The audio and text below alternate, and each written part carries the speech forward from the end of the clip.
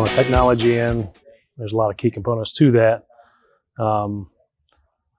We went from a very basic environment into now we have, network towers and switches, and we're routing back and forth to a different location. Our phone system is we went from a regular analog system to now we use voice over IP phones. So our ability to route calls and the functions that we have when people call in is huge, and we can transfer calls directly to cell phones.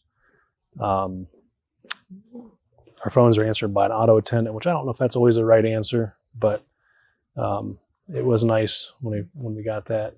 And then, of course, we got to be more efficient. We have barcode scanners. We implemented them how many years ago that was.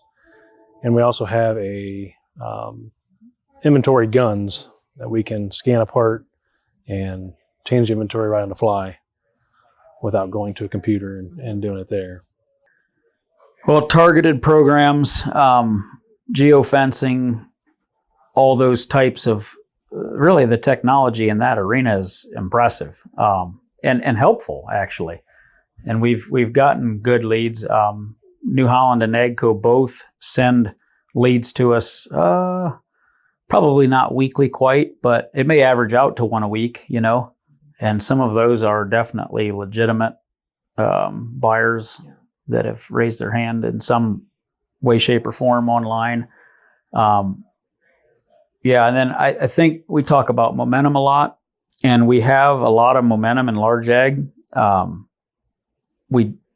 How to get that is always a good question. And so we know, key, really the neighbor's recommendation is worth more than any billboard we'd put up.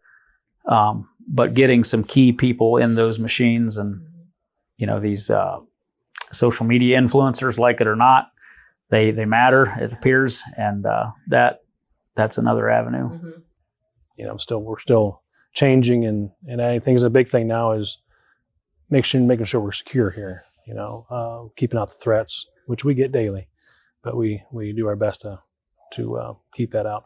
But it's been probably 15 years. We probably started upgrading to things, and it just slowly, every year we try to do something a little different and update and make it a little more efficient.